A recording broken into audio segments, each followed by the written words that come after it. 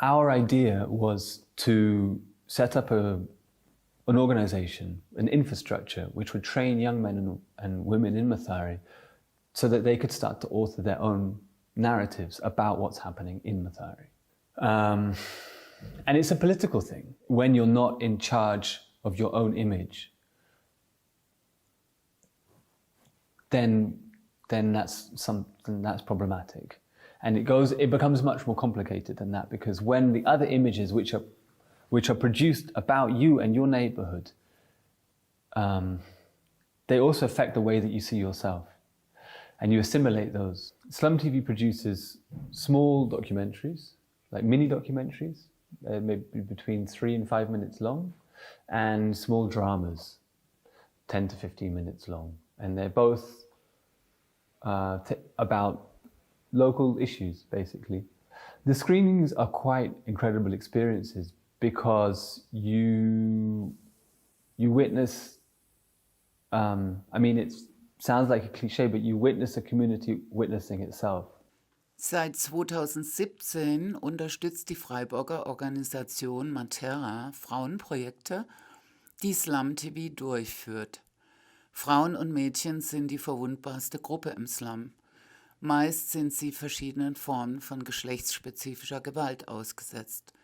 Junge Frauen, die schon oft im Alter von 14, 15 Jahren ihr erstes Kind bekommen, konnten durch spezielle Betreuungsangebote nun auch die Trainingskurse von Slum TV wahrnehmen. Filme und Radioprogramme mit frauenspezifischen Themen wurden produziert und veröffentlicht. Im Dezember 2022 hat Slum TV ein neues Projekt auf den Weg gebracht.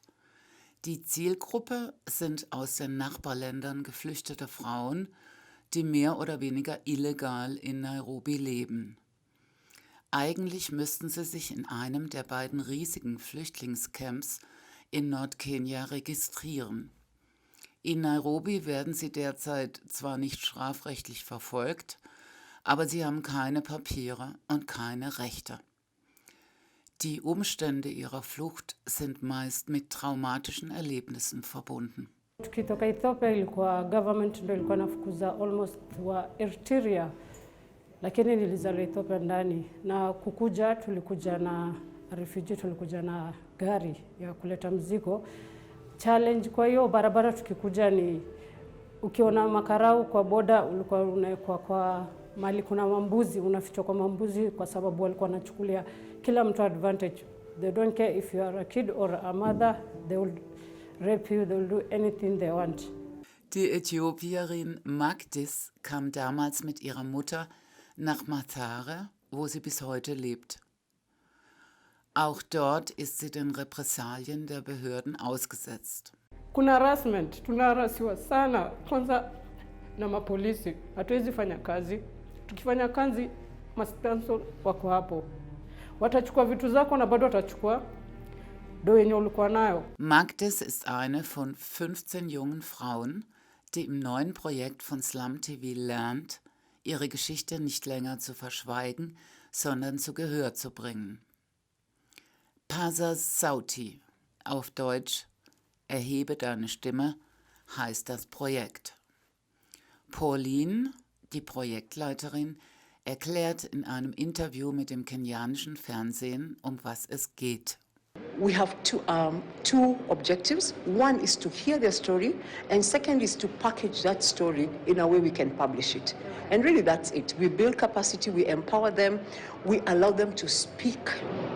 And for many of them, it's the first time they've had an opportunity to just speak and to be heard. So I can say that the Paza Sauti project is very unique in its own way. There are many international refugee organizations working with refugees and that support refugees in Nairobi. However, ours is a little different.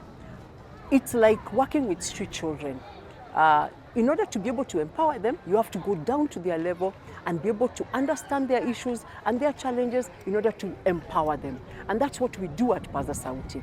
After a 3-month course, we hold a graduation ceremony, and then we allow the girls to take stock of where they've been and then evaluate where they want to go. Together we were trained on creative storytelling by Slum TV under Paza Sauti, with the hope that with our personal stories, we will be able to change and challenge the norms and narratives of young girls' lives out there with similar challenge of being a woman, whose dreams have been shattered by being silenced or looked down upon just because they are refugee. Saizi venye nimesimama na nyinyi hapa hivi ningeanza kulia, "Guy, mimi naitwa Magdas, nimetoka mahali fulani, niko na watoto wawili," but hapana, niko na confidence. Nilionyeshwa na teacher Pauline. Thank you so much, Pauline. Thank you, God bless you. To me, you are like my mother. Faye hapo, she's like a sister. And we contribute by introducing them to other stakeholders working in Nairobi and work with them in terms of livelihoods for those who want to continue with education, and those perhaps who need psychosocial therapy. We make sure that they are getting the right counseling and the right support to be able to move on with the rest of their lives. We are the future. We can determine the future given the right skills. Yes, we are the change makers. Yes, we can. Nikipelekwa kwa chief, mshenzi huyu, refugee mshenzi huyu, hata usimweke kwa cell. Uni mshenzi huyu, juu nilikuwa nasumbua sana zile pain yenye nimepitia. We also produce radio programs and films that we use to sensitize the local community so that we can minimize resentment towards urban refugees. We understand that there are scarce resources, and therefore the local host communities may be hostile.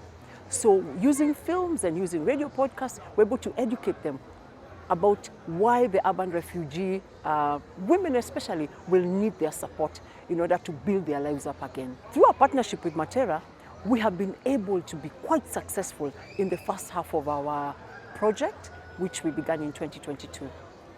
And we do hope that we can continue to collaborate with Matera and to do the work that we are doing. We are doing good work.